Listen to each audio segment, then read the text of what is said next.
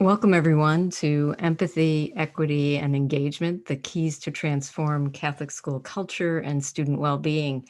As you know, I'm Dr. Donna Keel of DePaul University, and it's truly an honor and a joy to be with you today to present this really important topic for all of us, but especially for those of us working in Catholic schools in any capacity. As we begin today, I'd encourage you to do a couple of things. One is to, as we go through today's session, if you've ever used a type of journaling called sketchnoting, I'd encourage you to do that, and you'll uncover why that's such an important strategy as we go through the research and some of the best practices that I'll share with you today. But also, I'd ask you to journal your own answers to the questions that will be our reflective questions as we go through this session. One of the reasons that I'd encourage you to do that is you'll get a sense of the impact of some of the practices that I'm going to share with you from the workshops that we do at DePaul and some of the things that really do transform Catholic school culture with empathy and equity. So as we begin today, our first journal question is, what really brings you to this session? So if you just take a moment and jot down for yourself, what really motivated you to come to this session on this particular day, given everything that you could have chosen from in the great NCEA menu? And secondly, what do you really hope to gain from this session? What are those skills or traits, or what insights do you hope that brought you to come here? What do you really want to get out of the session? And then most importantly, and I do this every day myself, is what's your intention just for your day today as you go through maybe some other sessions on the NCEA convention, if you engage in anything, any other workshops or seminars, what's really your intention for today? What are you going to bring to that space? As you journal those answers, let me tell you a little bit about my answers to those three questions as a way of introduction to why I'm here and why this session is important to me. For the past 3 decades, actually a little bit more, I've spent my professional life in Catholic education as a teacher, as a school counselor, and assistant principal and a principal, and then now as faculty member at DePaul. And for me, what I uncovered in the very passionate purpose I have in serving in Catholic education, that the true key to the success of Catholic education is our mission, and it's a mission grounded in Catholic compassion and empathy. And I found that in my own leadership, especially as a principal, in challenging situations and in situations where often it was difficult to uncover what the next solution might be.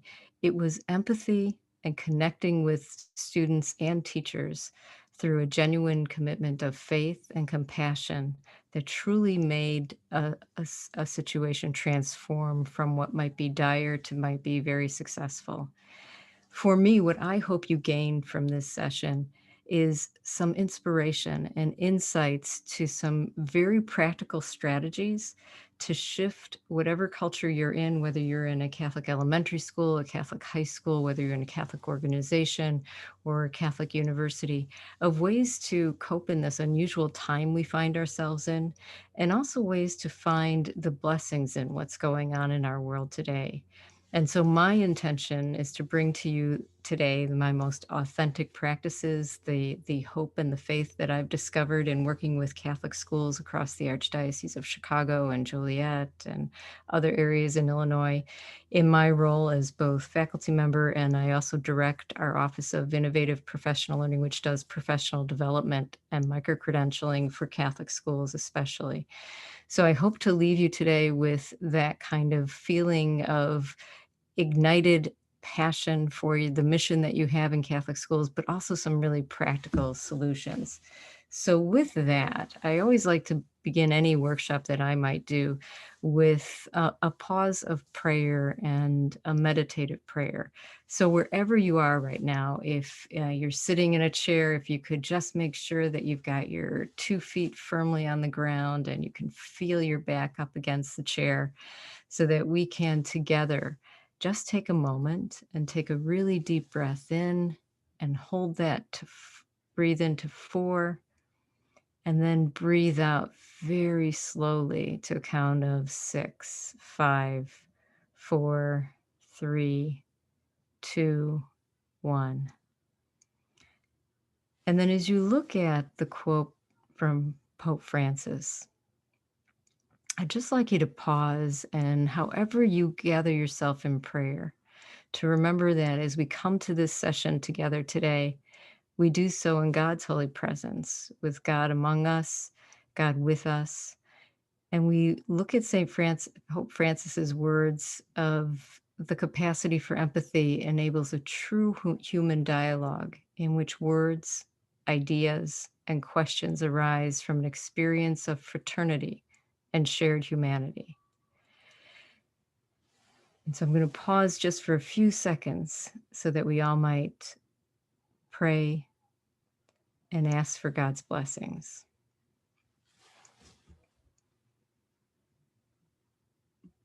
Thank you. And with that, let's move on to the aims of this session. So today, what we're going to do is three important things. We're going to look at the impact of COVID-19 and the racial reckoning we find ourselves in on our Catholic educational community. As I mentioned at DePaul, in addition to teaching in our Ed Leadership program, what I also do is coordinate all of our professional development efforts and coaching and mentoring in K-12 schools. And in that capacity, we've been able to do some research around what's really been happening to our educators and to our students. And we're in the midst of two major research studies. But also we've done some other research of looking at what other entities have said is happening. So I'm going to share with you that impact.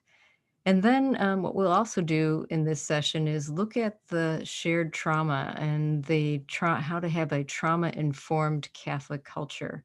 So what we've done with that research around what's happening is to really look at what are ways to intervene within our Catholic faith, within the best practices that we know from social emotional learning and trauma-informed teaching to support continued growth in our Catholic schools. And then finally, I'm going to share with you some very practical keys to emotional wellness and to empathy and equity in what I call an E3 framework. It's an empathy framework that I've developed throughout my time pre-pandemic, but also during the pandemic, which has been exceptionally positively supportive in our Catholic schools. So here's your it's your second reflection question. If you think about the past year and month, how have you changed as a result of the pandemic and racial reckoning of 2020 and 2021? And just jot down and even draw some pictures of how your life has changed, how you as an individual have changed.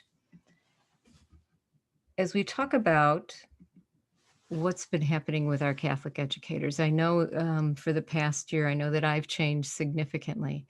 Um, there has been for us, for me in the university setting, and I know for everyone I've talked to, a great deal of stress and uncertainty. And of course, there was the isolation that we all endured and the modification of teaching for many of our Catholic schools that went back to in-person teaching, but in a different way with masks on and social distancing. There's been a great deal of overwork and a great deal of compassion fatigue, that fatigue that comes from seeing such hardships in our families and in our students, and of course, grief and loss of what was. And then the significant shift in our awareness of racial inequity. And I do believe that it's the pause that occurred because of COVID-19, but also our vulnerability that allowed us to really open our hearts and minds to a more keen awareness to what's going on with inequity in our country. And there was the social unrest and overworked and stressed parents in our K-12 schools, especially. All of that has had a significant impact on our educators. And if we look then at what is happening to our students are grappling with this disconnection from what's natural to them in terms of play, whether that's sports or just casual play and casual engagement. And that independent movement that comes with being a child was taken away. There was a disruption in their learning and in their typical connection with teachers. There was that ongoing fear and uncertainty, and the secondary trauma that they felt of the trauma that their parents might have been going through or what they were witnessing on the news. And they too were impacted by the racial inequity and the unrest in our country. So when we put that all together, the next reflection question I'd ask you to kind of think about is what shifts in your own emotional wellness, your own physical wellness, and your own mental acuity have you noticed? I know that for those of us at DePaul and myself, there's definitely a shift in my emotional wellness at times being really challenged with stress and certainly anxiety at the beginning of the pandemic. And physical wellness, well, there's more time to pay attention to it. In certain instances, there also was exhausting hours. So think about all the shifts that have occurred to you and name those if you can. And that might be a question that you might want to come back to later on today. All of this points to trauma. So, what we know of trauma and the definition of trauma is this experience that is emotionally painful, distressful, or shocking that can result in lasting emotional, physical effects. That's the general definition of trauma. When we look at trauma, there are different types of trauma. There's that acute trauma that's a one-time event, whether that might have been like a car accident or a death in a family. It's typically the trauma that's anticipated. There's an event and then there's a trauma. There's complex trauma. That's trauma that occurs when something has persisted over time and it's a violation of our safety, whether that's abuse of some kind, whether that is some kind of abandonment of a parent, but it's a complex trauma. And then there's collective trauma. And that collective trauma is one that's experienced by a large group of people because of an ongoing situation. What we are all in, educators, students, all of us collectively together, is collective trauma. We've all experienced something that we haven't experienced before in our lifetime. That collective trauma that others have experienced is very parallel to something that's happened in war or natural disasters. This one, with the uncertainty as on top of a political climate that's very divisive and racial inequity, was layers of collective trauma upon collective trauma.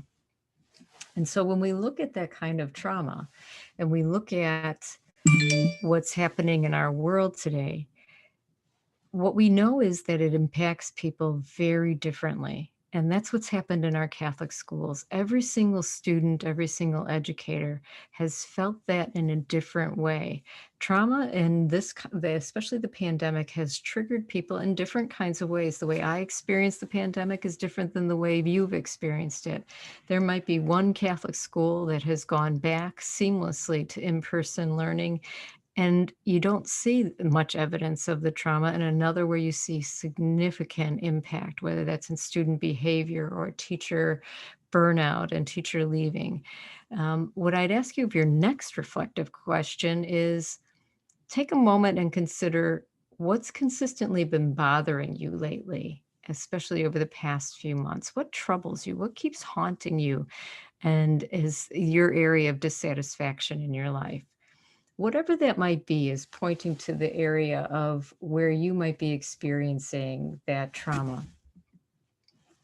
Because here's what we know of teachers, and this is from our research on Catholic educators and what's been happening, and research in general from neuroscience of how teacher burnout happens. And typically during a time of trauma, there's this great lean in of compassion. We have to be compassionate to our students, to their parents, to what's going on. There's also a great deal of empathy, of feeling the feeling of what they're feeling. And then when students are going through a difficult time, if there's been a lot of loss in a school, there's this vicarious secondary trauma.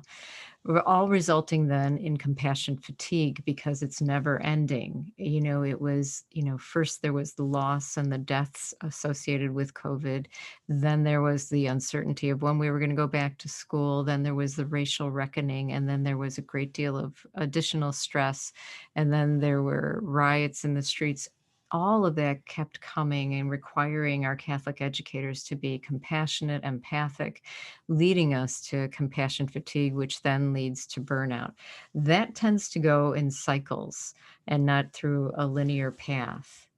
Then if we look at the impact on students, students experience trauma in some significant ways. The most obvious one is often cognitive and academic ways, where there's impaired cognitive functioning and there's an inability to learn and to focus. I think we experienced that a great deal, especially in the beginning days of the pandemic when all students were remote teaching and there was that inability to stay focused online, and the kind of resistance that we thought students might be having to being online. There's also a great deal of exhaustion with screen fatigue and Zoom fatigue. The second area is physical impacts of trauma: sleeplessness, weight loss or weight gain, and accident proneness or aggression, because of the different impact of that stress on the body. And then there's the emotional impact of trauma on students, especially collective trauma, where students feel persistent fear and an inability to trust or an inability to regulate their emotions.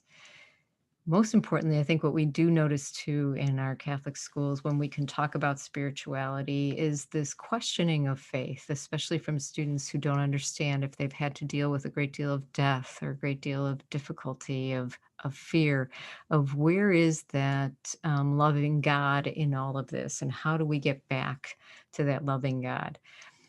And then there's the developmental impact of impaired movement through developmental stages, where students, especially younger students, may be having delayed growth in certain areas. You know, in preschool students, it's the delay of speech and reading and those really important developmental markers. And then finally, it impacts students in social integration and social awareness, where typically collective trauma over a period of time, you'll see after months of that ongoing trauma of students having bullying episodes or having fighting with peers or students acting out or withdrawing in different ways. So we know that the impact has been confusing and inconsistent, but has been present. And we know that all of us together have gone through something life changing. And in many ways, we've all found our own ways to cope. And so, your next reflection question is, what coping mechanisms have guided you through this time and have been successful for you? If we were doing this workshop in person, we certainly would have a great discussion about, you know, what are those ways you've gotten through some of these challenges of both COVID-19 and racial reckoning? How have you managed to find that moment of faith? What has sustained your faith? And in our Catholic schools, there are incredible inspirational stories of faith and resiliency, but each are different, and our coping mechanisms are completely different. So all of that is to lead to what can we do? And what have we found, especially from the work that we've done at DePaul University, both the research we've done, the workshops, and the micro-credentials we've done, of what really has positive impact? How can we make what's happened with a pandemic and with racial reckoning be that call that brings us closer to our God, brings us deeper in our faith, and inspires us a new passion for Catholic education? What we've developed and what I've been working with Catholic schools, again, I call an empathy framework or an E3 framework. And because it involves three cornerstones of coping that work through trauma, toward emotional wellness, and towards equity. And it involves really a focus on equity, a focus on empathy, and a focus on equanimity. And we'll walk our way through each of these three frameworks with some practical solutions. There's an acronym to each one of them. In higher education, in my life in general, I tend to live by acronyms because I have a short memory. One of, I think, a pandemic trauma-induced things, but it reminds me of real strategic ways that I can quickly remember of how to create that positive culture that's trauma informed, that's faith driven, and that can pull folks along through trauma in a very positive way. And in equity, the practical steps are called call. And in empathy, in equity, they're called call. In empathy, it's called care. The acronym is care. In equanimity, it's called calm. And probably equanimity is the one that we use every day. So let's talk about the call for equity. I think when I think back to our reflection question of how have you changed in the pandemic, prior to the pandemic, social justice was always at the cornerstone of my career in Catholic education. As an assistant principal at my first Catholic high school, I was part of founding Catholic Schools Opposing Racism. And throughout that time, which began in the 90s, I've always felt a passion to work to fight racism, to be an anti-racist. But certainly during this time of racial equity, that call to become more active became much more present in my life. The call for equity for us in Catholic education is to really look at what's happening. And it is that vulnerability. And what we notice more than anything else in our Catholic schools is that we have an opportunity to leverage what God calls for us to see the face of God in each other, to really help our students to become those social justice advocates. So if we look at this quote from the USCB, we really are called to look at racism as an attack on the image of God.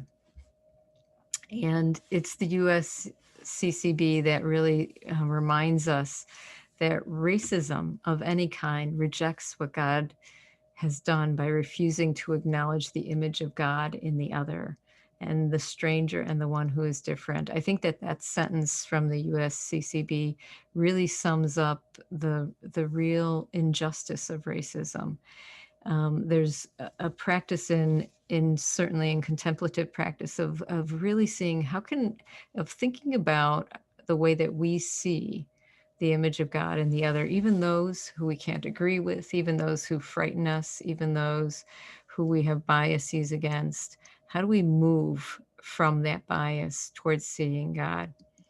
And in the call model, which is what we've used with our Catholic K-12 schools, we ask schools to do this simple 4-step process, and that has to begin with Catholic school leadership. And the first is to contemplate equity through prayer and reflection in the school, in the classroom, and in personal practice. It means going back to what we just talked about in terms of seeing the face of God in others and really making it part of your prayer each day. And then that's the C in call. The A in call says act by equipping teachers and students with training and support. I can't tell you how important that is and how that has helped so many schools. At DePaul, we have a micro-credential we call RISE, Catholic Educators RISE for Racial Equity. And in that micro-credential, we walk teachers through knowing how to use reflection, inquiry, self-awareness, and empathy very directly to create culturally relevant practices within their classroom, within their discipline practices. The L in call stands for learn, and learn and adopt culturally relevant trauma-informed practices. And that really can come from that A, so that if you really focus in on how can we make sure that what we do in the classroom, what we do in the lunchroom, what we do throughout the school is always culturally relevant, we're closer to getting the equity as part of our cornerstone.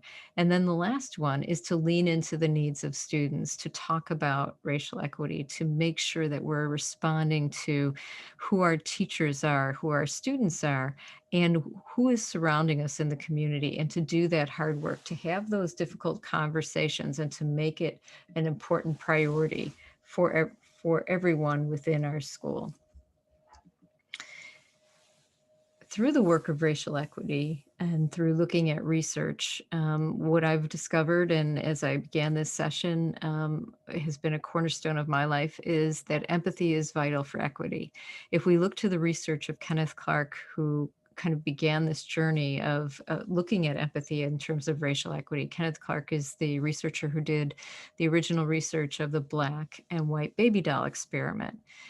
And he did 30 years of research in looking at racism, why racism exists. And what he came to conclude was racism exists out of a lack of empathy, of not being able to feel the pain of another. So we know that empathy is a skill that can be learned, that authentic empathy, empathy that is genuine and that is allowed, that comes from our faith, that comes from an understanding of each other, creates balance, and it is the cornerstone of a positive school culture. So, how do we build that empathy?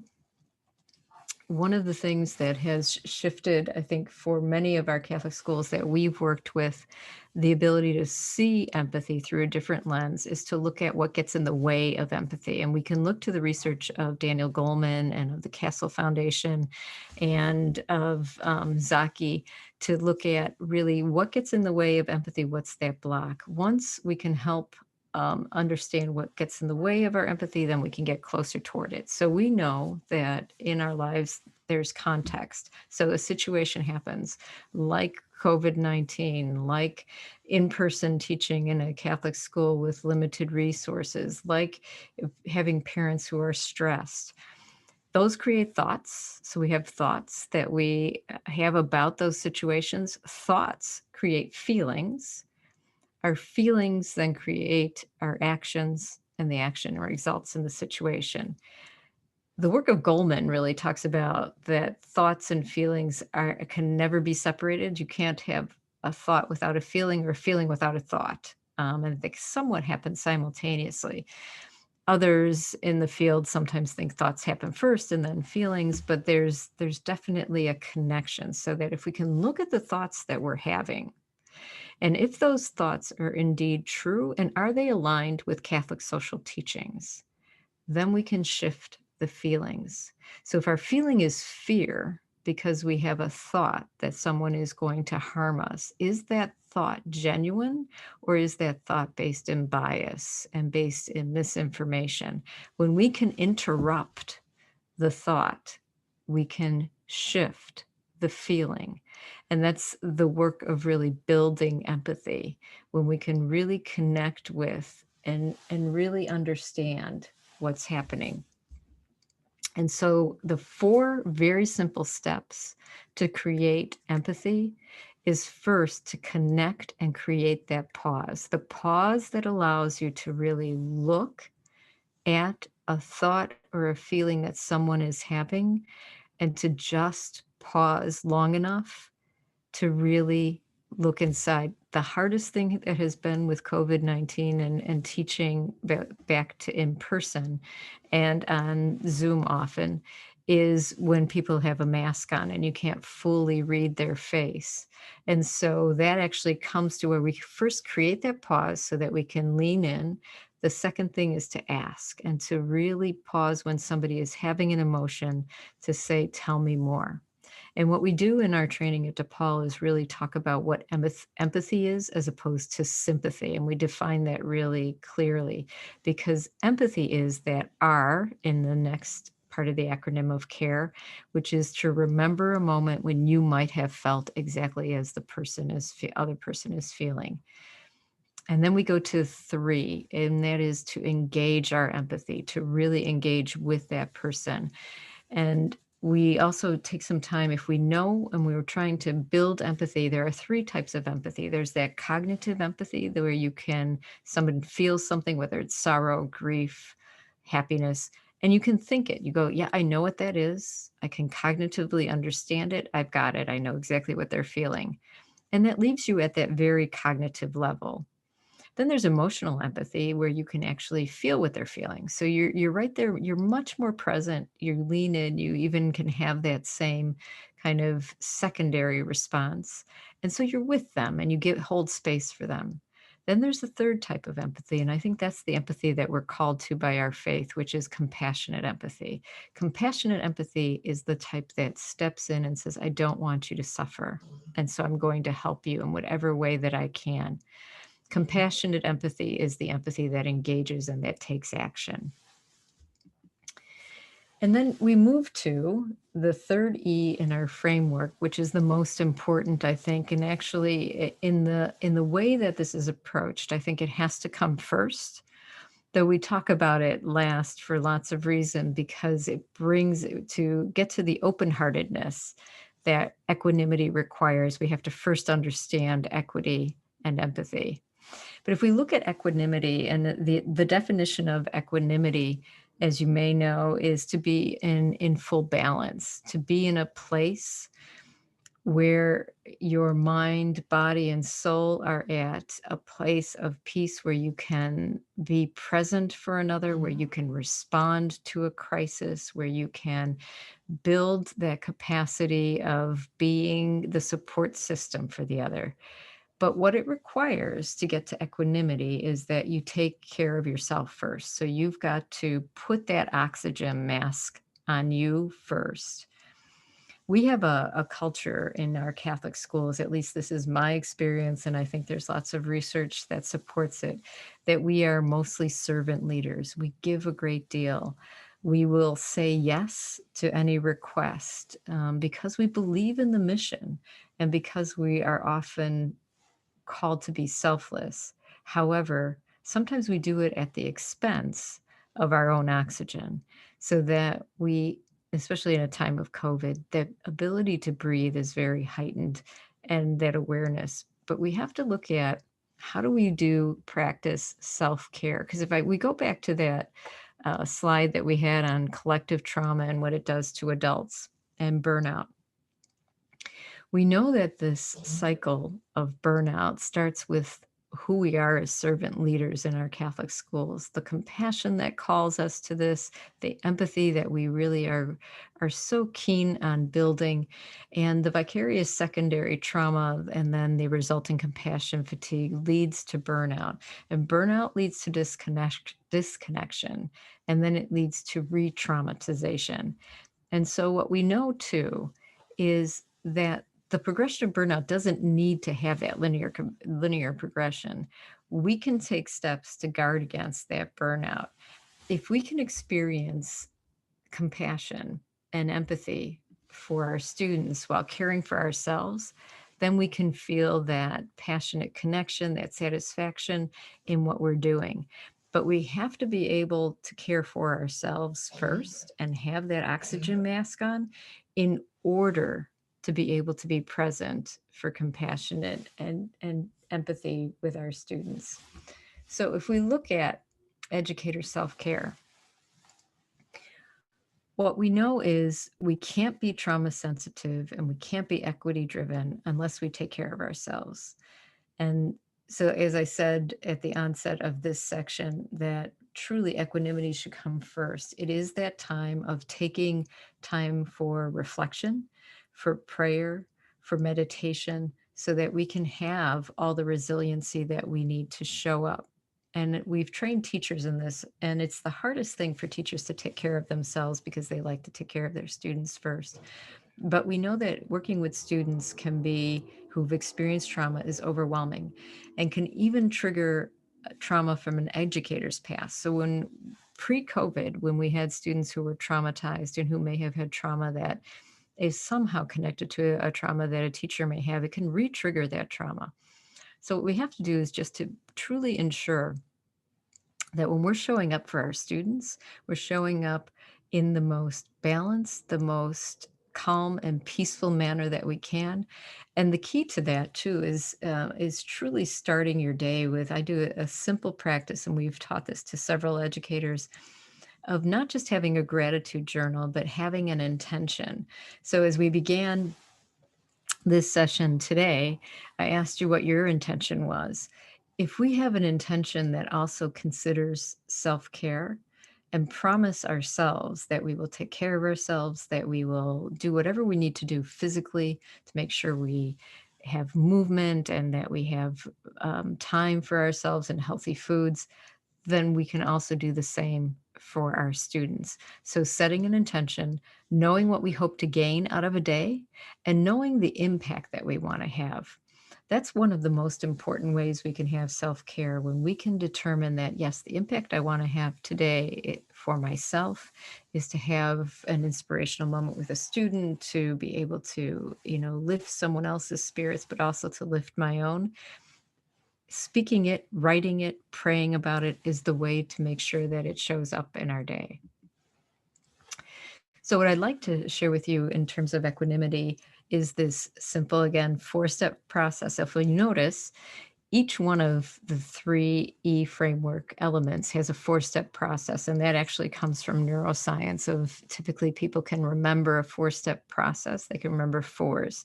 And so if you can remember the acronyms of call and care and calm, and even if you just take one of those and you take one of the practices, you'll be closer to having that trauma sensitive, more balanced approach to getting through this collective trauma that we're in.